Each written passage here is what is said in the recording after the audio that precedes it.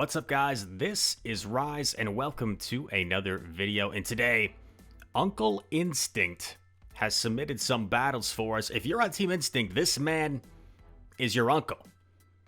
Maybe not by blood, but by... I don't know where I'm going with this. By, Team Instinct affiliation. He just is.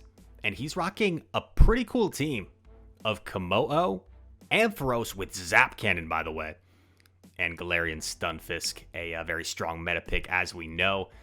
I want to see some Zap Cannons land, and oh my goodness, that might just about ensue here. Actually, I think you just let it go. I don't think it's worth it. Yeah.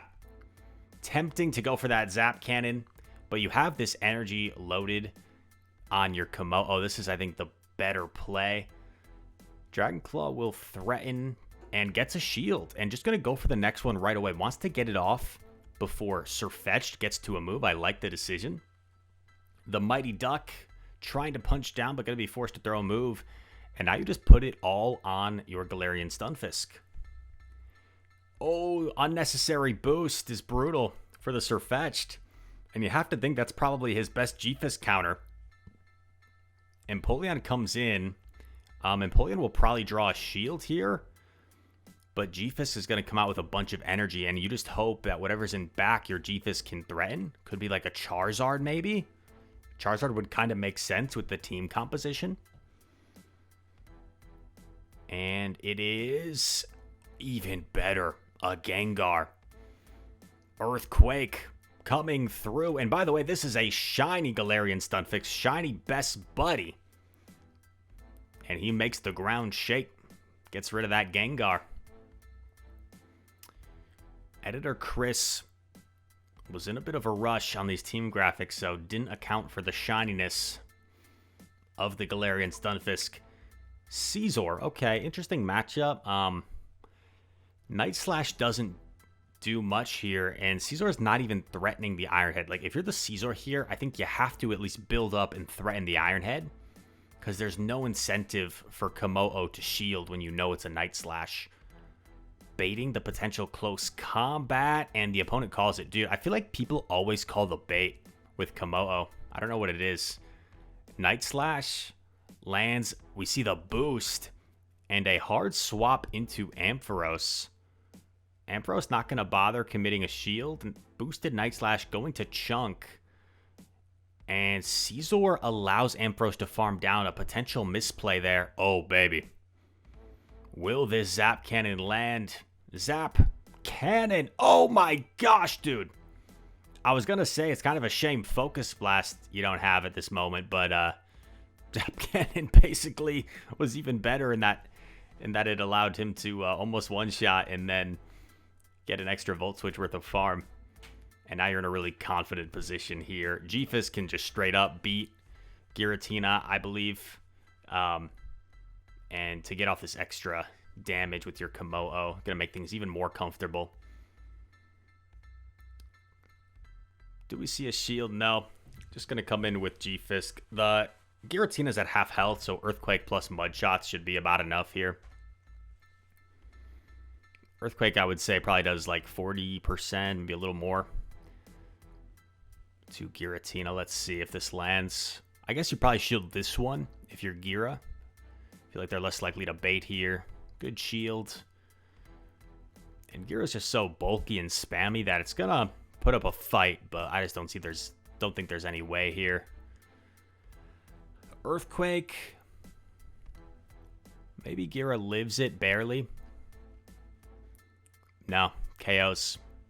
And that is a GG.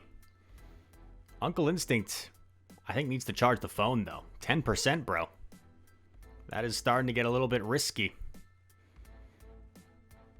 Searching for the next opponent.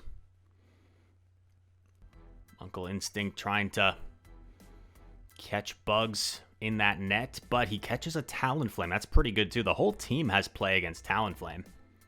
So a pretty solid lead, and the opponent's also staying in. Gonna threaten the Brave Bird, then maybe dip out of here.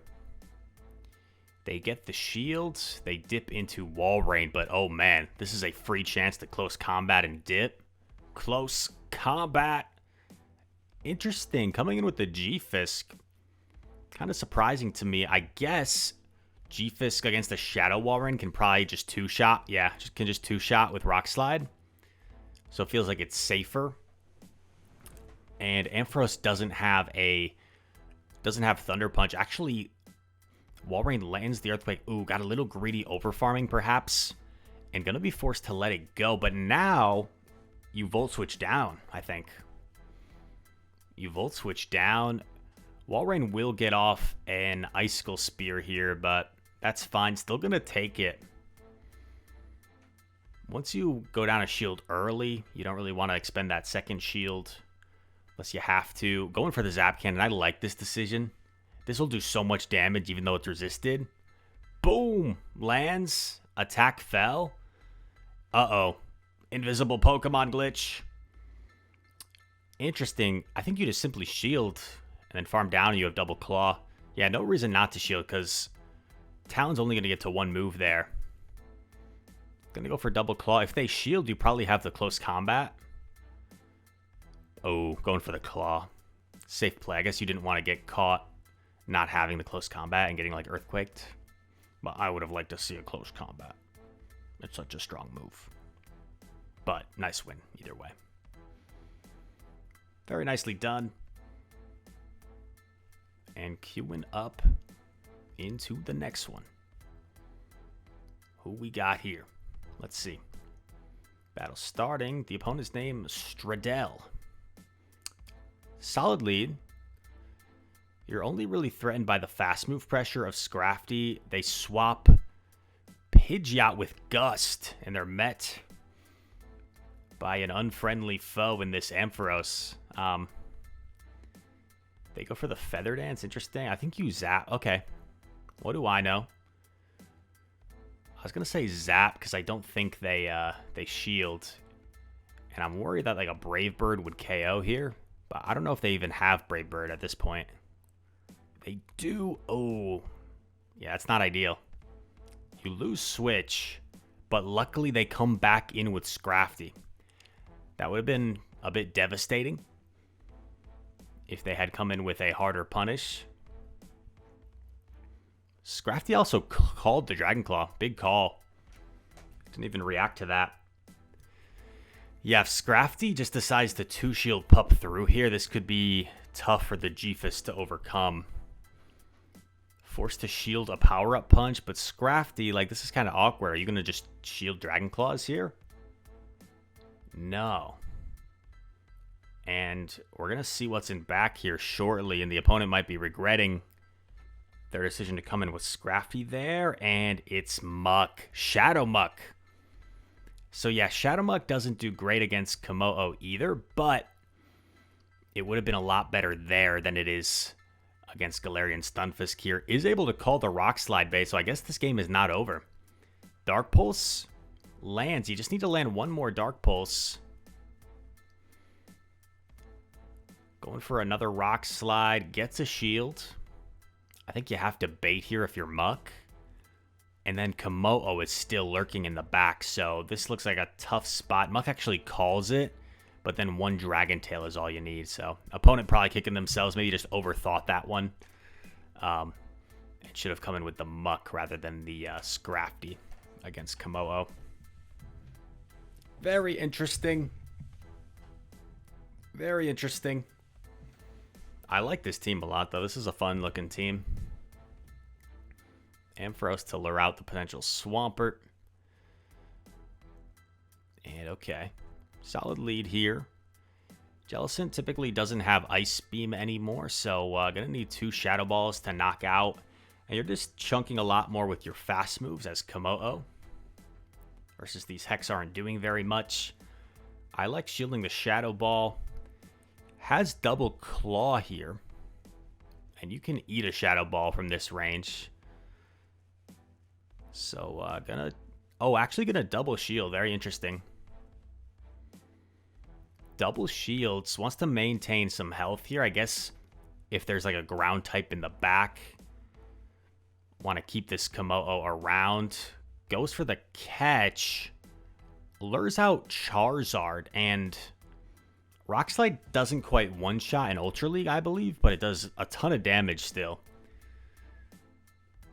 And Blast Burn's also going to deal a ton of damage, but it's not going to one-shot.